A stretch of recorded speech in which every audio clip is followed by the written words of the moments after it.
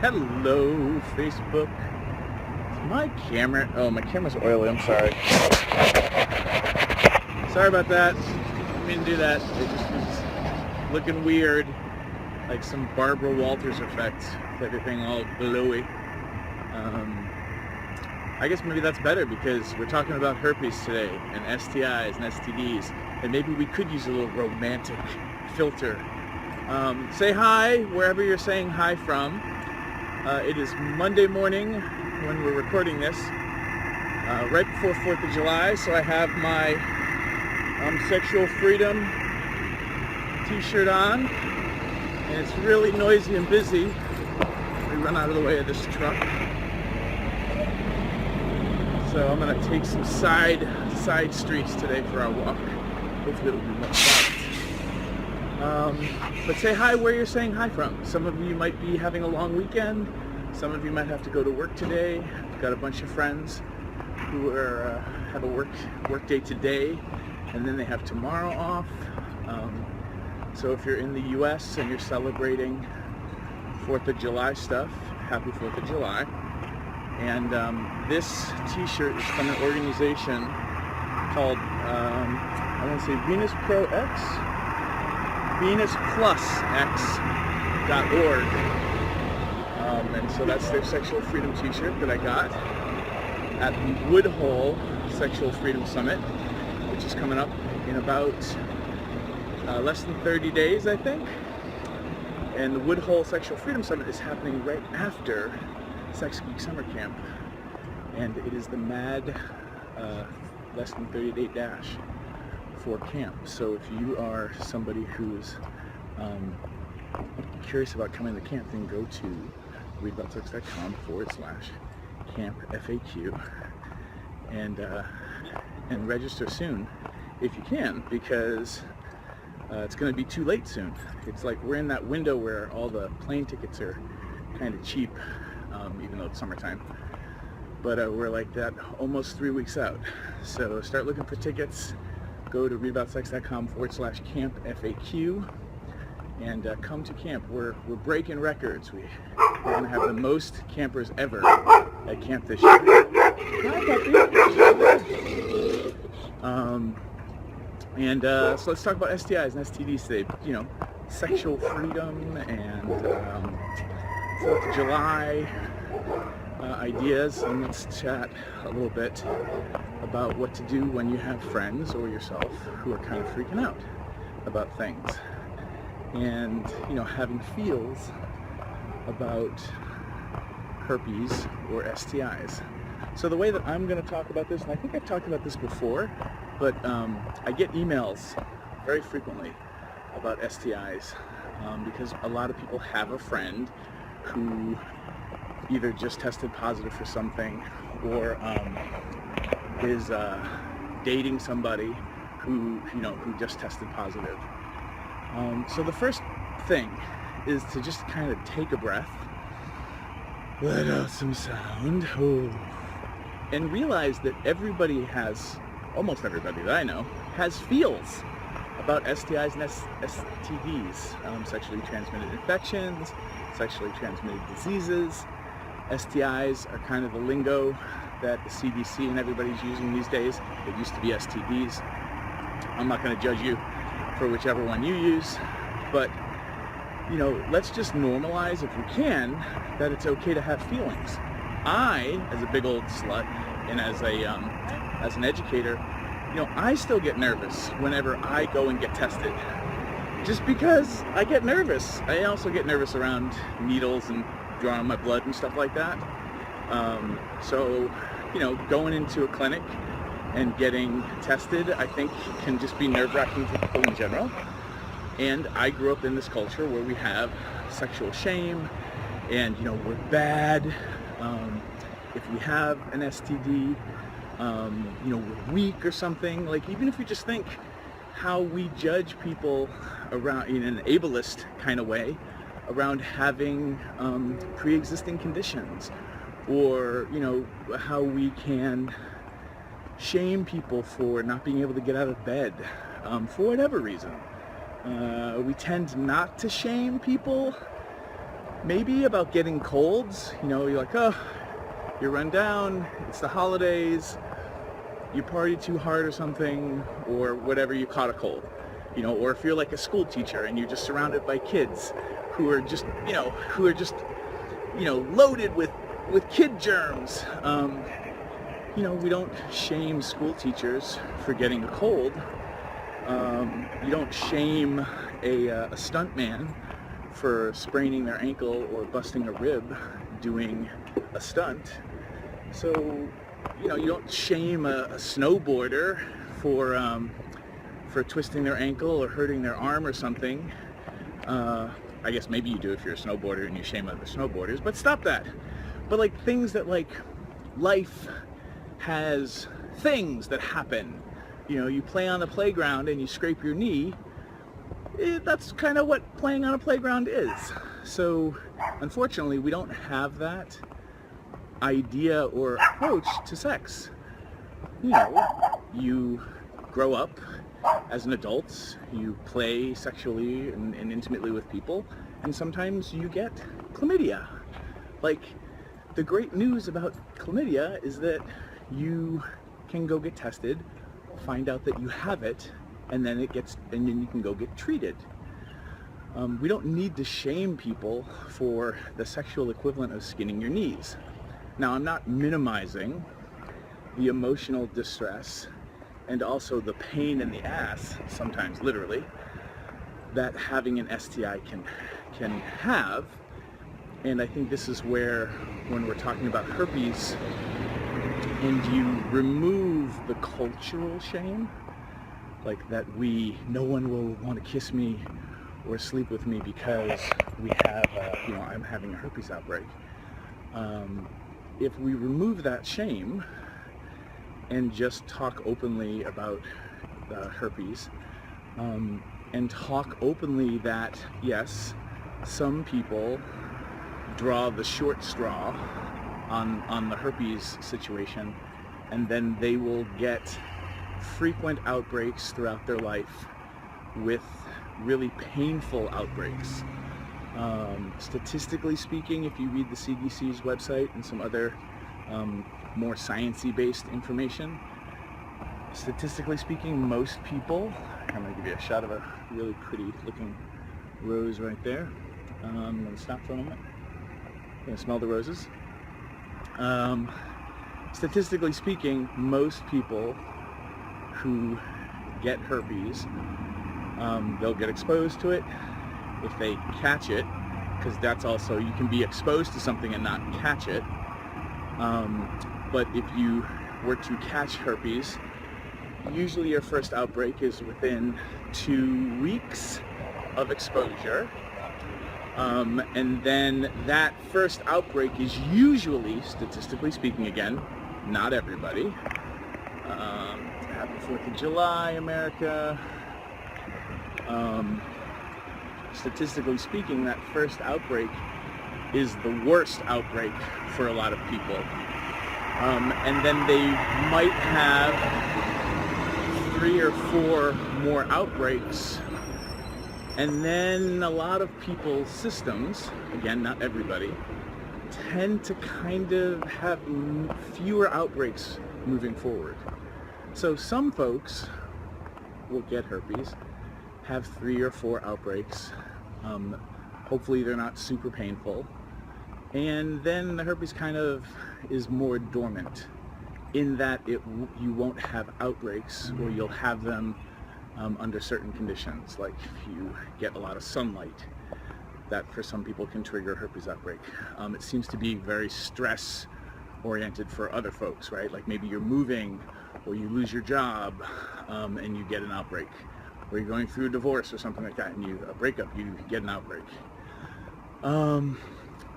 So statistically speaking, if you're one of the lucky people, odds are in your favor that those outbreaks will become less and less over time. Again, not everybody. I do have a friend who gets frequent painful outbreaks, and it's really sucky. There's some medications you can take to help try to suppress your herpes, And this is all stuff you can geek out on and go to the CDC, and I'll give you some links. But the big piece I want to kind of underscore is that part of the reason we have so many feelings is nobody talks about this stuff openly, and there's so much shame and stigma, and we're also not taught to talk about having STDs and STIs in a way that's empowering. And so for me, as somebody who has herpes 1, meaning that I test positive for the herpes antibodies, and now I've never had an outbreak that I know of, so I don't know where it's located, and you can nerd out on herpes 1 and herpes 2, which traditionally herpes 1 used to only kind of present itself orally speaking, and then herpes 2 would be more genitally or around the anus, you know, top and bottom herpes, which is not necessarily the case anymore, because as testing gets better, we have been finding, and maybe it's because herpes is mutating. Again, I'm not completely the nerd on this. I'm not a doctor, nor do I play on television, but we're finding herpes 2 presenting orally, you know, it seems more these days, and herpes 1 can present generally. If you have one or the other, it's less likely that you will catch the other one. Like, these are all kinds of things you can research online. But I'm letting you know because maybe your adult learning style is video, and I'm just kind of role modeling it's okay to talk about this stuff. There are plenty of people who still sleep with me, and I tell everybody that I'm going to have sex with that I have herpes. And because I tend to not make out with people unless we're in, you know, an intimate setting where we might be having sex, I tend to tell even the people that I'm kissing that I have herpes. Not everybody every time I kiss somebody, but if we're gonna make out and things are gonna get super sexy, for me personally, I would rather tell somebody just so they know ahead of time, and scare them away than have this fast and furious makeout session, and then at the end be like, oh, BT dubs, I have herpes. So, you know, you also have to kind of figure out how you want to communicate things for people. And when you start geeking out on things like herpes, what you realize is there's a lot of social stigma, and unless you have an immune compromised situation, which again, another reason you might want to talk to people about that you have herpes or some other STI, because, you know, most people when they're going to make out with you aren't going to tell you that they have Crohn's disease. They're not going to tell you that they have Lyme's disease. You know, and so like I like to have the safer sex conversations as much as I can, because, you know, one, yeah, I think I put a lot more pressure on me as an educator to be a good role model, but, you know, I don't expect somebody who's got Crohn's disease or Lyme's disease, or even HIV, to tell me that they have it when we're just making out.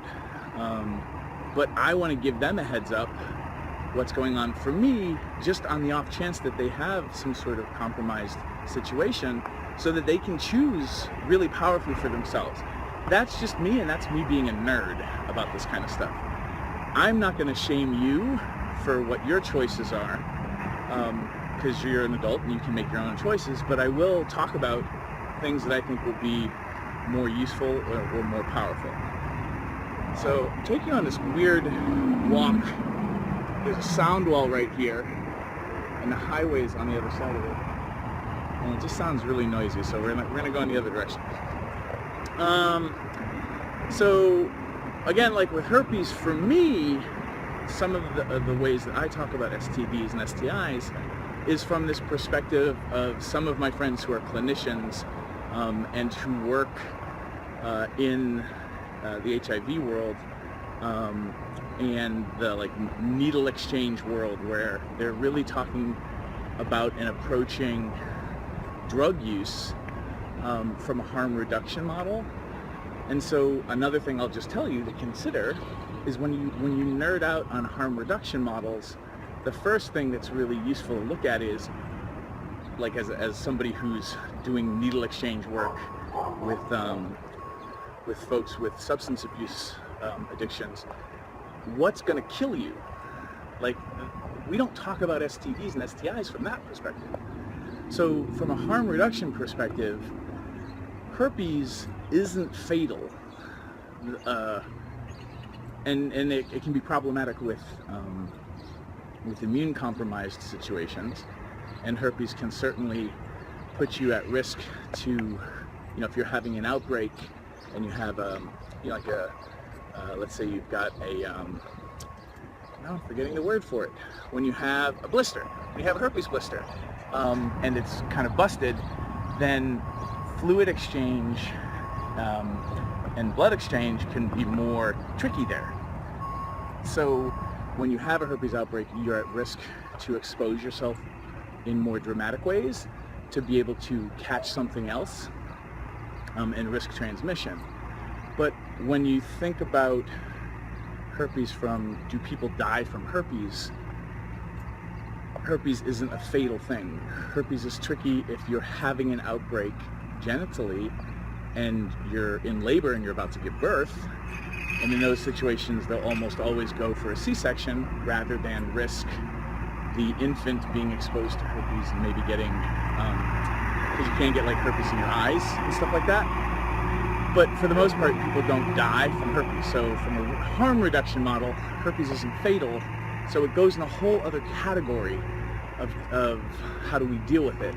And this is why in the medical world, a lot of places, a lot of clinics won't test for herpes, because what they're testing for is the stuff that will kill you, not the stuff that's socially stigmatizing. And the blood work test for herpes is kind of expensive, so free clinics usually won't spend money on that because no one's really studying herpes.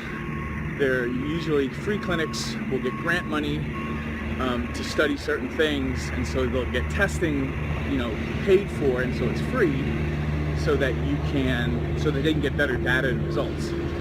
Since herpes isn't fatal and no one's really spending grant money on it, then what ends up happening is clinics aren't testing for it. And that's kind of how that shakes down, or the way it was described to me. And so when you think about it from this perspective, approaching STIs and STDs from what can kill you, now from a harm reduction model, one of the reasons you want to get tested regularly is you want to know if you have chlamydia or syphilis or gonorrhea or HIV, because the sooner you know about these things, the easier it is to treat things, and the better it is to get you back to normal health. HPV, sorry about the truck. HPV and herpes are those two things that are so difficult to prevent exposure to because of how it's transmitted around skin-to-skin contact. And then there's a lot of interesting, ideas and some studies on HPV, and whether if you get an irregular pap smear, what you should be doing about that. Again, I'm not a doctor, nor do I play one on television, but I do hang out with doctors who nerd out on this stuff. The best advice I have for you overall is get tested at least twice a year, if not more frequently, if you're sleeping with a lot of people, and especially if you're sleeping with a lot of people who sleep with a lot of people. Getting tested regularly and practicing your safer sex conversations always, those are really helpful, because if you're testing positive for something, and you're constantly practicing talking about your results, so that hopefully on a day when you do, if you do test positive, you have the courage to tell your friends and lovers that you've tested positive for something, so that everybody can go and get tested and get treated. That's the harm reduction model. You can't prevent always from being exposed or catching something, but what we can do is lean into getting tested and having awareness, and then taking the best next steps that we can when people do test positive. And also, like, using condoms super helps change the game around STIs for a lot of different reasons that we don't need to get into right now, because this video is kind of long, and I'm about to move into another noisy place. So I'll leave it here. Leave your comments.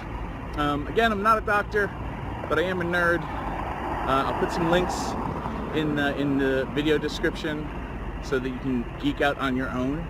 But, you know, getting tested regularly, having your safer sex conversations with everybody so that, you know, you're also modeling that it's okay to talk about this stuff, understanding and having the tools to work through your emotional feels and fears around getting something.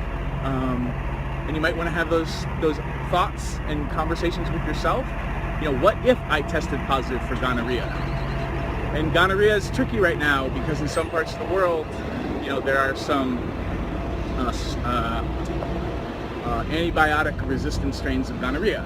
So that's not, it didn't used to be like that, but now it is. Like, if I get gonorrhea and it's a resistant strain, that changes my situation health-wise. And so as we move forward as a culture, there will be more conversation and nerdery about gonorrhea as well. But for right now, odds are, you know, if you're using condoms, you're getting tested regularly, you're having your conversations, and you sleep with people who are doing those things as well, who will also tell you when they test positive, you're in a much better place health-wise.